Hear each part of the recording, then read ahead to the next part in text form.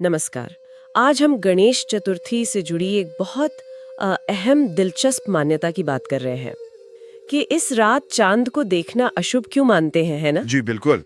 हमारे पास जो जानकारी है वो बताती है कि इसके पीछे एक कहानी है जिसमें श्री कृष्ण है, एक मणि है और भगवान गणेश का एक श्राद्ध भी। हाँ, और ये देखना हमेशा बड़ा रोचक होता है कि कैसे ये पौराणिक कथाएं हमारी रीतियों और मान्यताओं को आकार देती हैं। सही कहा। ये कथा भी बिल्कुल वैसी ही है। तो हमारा मकसद यही है कि इस मान्यता की जड़ तक जाएं और समझे कि आखिर कहानी है क्या।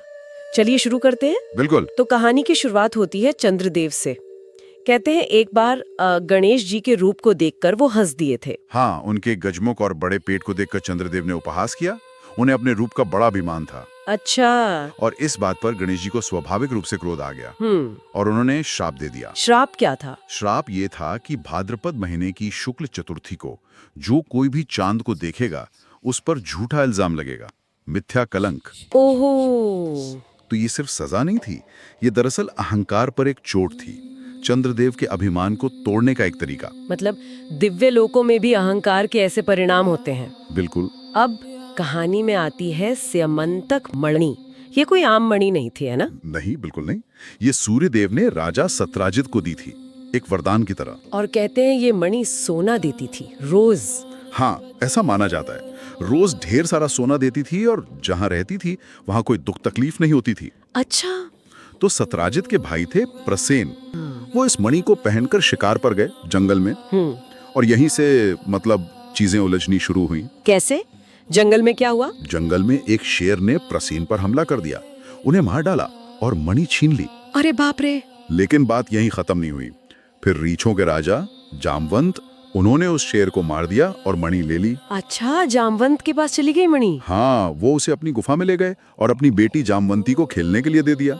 और इधर द्वारका में क्या हुआ जब प्रसेन वापस नहीं लौटे? हाँ, जब वो कई दिन तक नहीं लौटे तो शहर में यह अफवाह या कह लें शक फैल गया कि कृष्ण ने ही मणि के लालच में प्रसेन को मारा दिया है। क्या श्री कृष्ण पर ऐसा आरोप? जी हाँ, और सबसे ध्यान देने वाली बात यह है कि जिस दिन ये आरोप उन पर लगा वो गणेश चतुर्थी की ही रात थी। ओहो। और कहते हैं कि कृष्ण ने भी अनजाने में उस रात चांद देख लिया था। तो मतलब गणेश जी के श्राप का असर सीधा भगवान कृष्ण पर हुआ, निर्दोष होते हुए भी। बिल्कुल, ये श्राप की शक्ति दिखाता है कि कोई बच नहीं पाया। ये तो चौंकाने वाली बात है। हाँ, तो अब इस झूठे आरोप को मिटाने के लिए कृष्ण खुद निकले सच्चाई की खोज में, मणि और प्रसेन को ढूंढने। हाँ, ढूंढते ढूंढते वो जामवंत की गुफा तक पहुंच गए। फिर जामवंत से मिले क्या?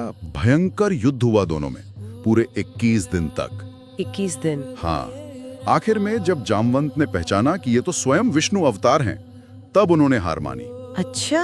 और फिर मणि सम्मान के साथ कृष्ण को लौटा दी और साथ ही अपनी बेटी जामवंती का विवाह भी कृष्ण से कर दिया। तो इस तरह सच सामने आया और कृष्ण पर लगा कलंक मिटा। जी, पर यहाँ ये भी देखना जरूरी है कि कलंक लगने पर भी सच के लिए लड़ना कितना जरूरी है।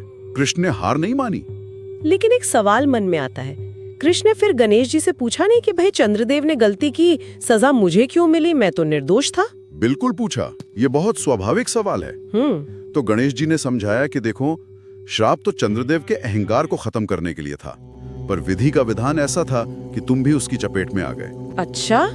लेकिन उन्होंने इसका एक उपाय भी बताया, समाधान दिया। क्या उपाय? उन्होंने कहा कि जो कोई भी गणेश चतुर्थी का व्रत रखेगा, पूजा करेगा और ये स्यमंतक मणि वाली कथा सुनेगा या पढ़ेगा, हाँ, उस पर अगर उसने गलती से चांद देख भी लिया हो तो उसका दोष नहीं लगेगा, वो कलंक से मुक्त हो जाएगा। अरे वाह, मतलब कथा सुनने भर से। हाँ, ये दिखाता है कि कथाएं सिर्फ किस्से नहीं हैं, वो हमें उपाय भी बताती हैं, कर्मकांड का अर्थ समझाती हैं। तो अगर हम सब कुछ जोड़ कर देखें तो गणेश चतुर्थी पर चांद न देखने की जो ये परंपरा है वो सीधे सीधे इस कहानी से जुड़ी है। बिल्कुल। इसमें अहंकार है, श्राप है, झूठा आरोप है, मणि का रहस्य है और आखिर में सत्य की जीत है। सही कहा। और अच्छी बात यह है कि अगर भूल से चांद दिख भी जाए तो गणेश जी की पूजा और ये कथा सुनना उसका हल है। हाँ, और ये सोचने वाली बात है कि ये सदियों पुरानी कहानियां आज भी हमारे रीति रिवाजों को, हमारे विश्वासों को कैसे चला रही हैं। ये सिर्फ एक कहानी नहीं रह जाती, ये एक तरह की सांस्कृतिक याद बन जाती है जो पीढ़ी दर पीढ़ी चलती है। हमें विनम्रता सिखाती है, सच का साथ देना सिखाती है। सही।